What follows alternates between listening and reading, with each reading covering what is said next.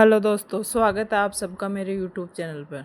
तो आज हम पढ़ेंगे हिंदी साहित्य के 20 क्वेश्चन जो कि एग्ज़ाम में हमेशा रिपीट होते रहते हैं। तो अपना पहला क्वेश्चन है, काल विभाजन और नामकरण करने वाला पहला लेखक कौन है?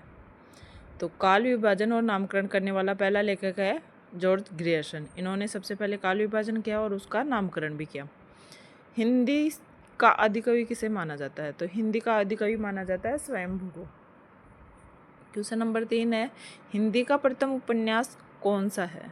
हिंदी का प्रथम उपन्यास कौन सा है? तो इसका राइट आंसर हो जाएगा परीक्षा गुरु, जो कि है लाला श्रीनिवास दास द्वारा लिखित। क्वेश्चन 4 है, अपभ्रंश के प्रथम ऐतिहासिक व्याकरण ग्रंथ यानी अपभ्रंश भाषा में सबसे पहले व्याकरण ग्रंथ किसने लिखा था? तो वो है हेमचंद्र ने। हिंदी के प्रथम कवि है सरपा, जो कि 19वीं सदी के हैं। हिंदी साहित्य की प्रथम रचना किसे माना जाता है? तो हिंदी साहित्य की प्रथम रचना माना जाता है पृथ्वीराज रासो, जो कि चंद्रोदय द्वारा लिखित है, जो कि बहुत ही ज़्यादा विख्यात है ये पृथ्वीराज रासो ग्रंथ।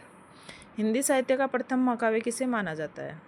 हिंदी साहित्य का प्रथम महाकाव्य माना जाता है पृथ्वीराज रासो को ही, जो कि चंद्रोदय द्वारा लिखी है। हिंदी काव्य में प्रथम 12 मासा का वर्णन कौन से ग्रंथ में मिलता है? तो सबसे पहले 12 मासा का वर्णन मिलता है बिसलदेव रासो में। अवहट का सर्वप्रथम प्रयोग किसने किया?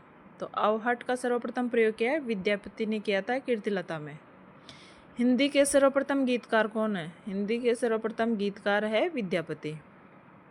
हिंदी में सर्वप्रथम मुकरियों की शुरुआत किसने की? तो हिंदी में सर्वप्रथम मुकरियों की शुरुआत की थी अमीर खुसरो ने। भक्ति के प्रवर्तक कौन है? भक्ति के प्रवर्तक है रामानुजाचार्य। क्वेश्चन नंबर 13 है, हिंदी के प्रथम सूफी कवि कौन है? तो वो है असायत। तो इसमें ये पहले आंसर आ गया, जो कि थोड़ा गलत है। तो हिंदी के प्रथम कवि है असायत। हिंदी का प्रथम वक्रोक्ति कथानक महाकाव्य कौन सा है? हिंदी का प्रथम वक्रोक्ति कथात्मक महाकाव्य है पद्मावत। सूफी प्रेमाख्यान का प्रथम महाकाव्य कौन सा है?